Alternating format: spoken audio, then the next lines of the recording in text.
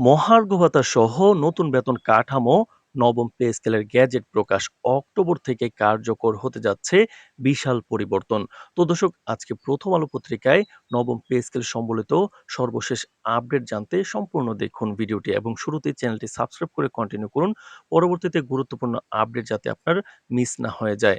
তো দর্শক, সরকারি কর্মচারীদের দীর্ঘ প্রতীক্ষার অবসান ঘটিয়ে অবশেষে নবম জাতীয় বেতন স্কেলের গ্যাজেট আনুষ্ঠানিকভাবে প্রকাশিত হয়েছে।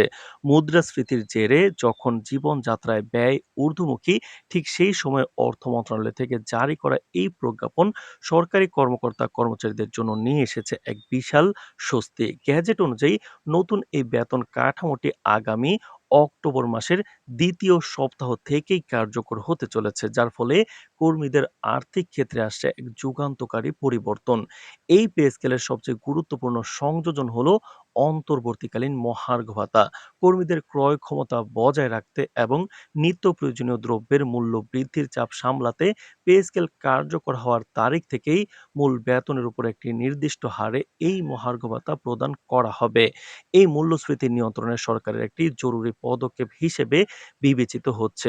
অর্থ মন্ত্রণালয়ের সার্কুলারে খুব শীঘ্রই এই ভাতার সুনির্দিষ্ট হার ও গণনা পদ্ধতি বিস্তারিতভাবে জানানো হবে।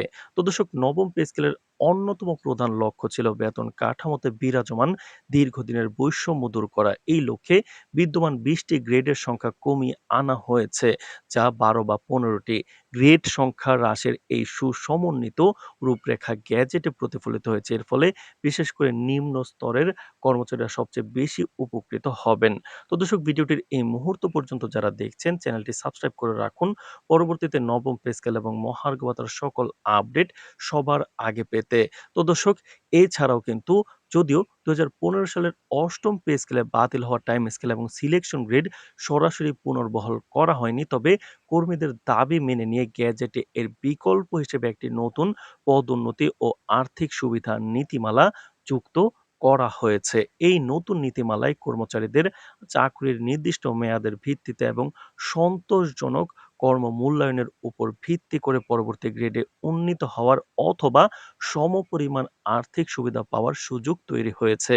এর ফলে কর্মচারীদের জীবন মানে আর্থিক স্থবিরতা কাটার পথ সুগম হলো। অর্থ মন্ত্রণালয়ের সচিবালয় থেকে জানানো হয়েছে, নতুন বেতন স্কেলটি একটি সময়োপযোগী এবং টেকসই কাঠামো হিসেবে প্রস্তুত করা হয়েছে, যা আগামী অন্তত ৮ থেকে ১০ বছর কর্মচারীদের জীবনযাত্রার মান নিশ্চিত করবে।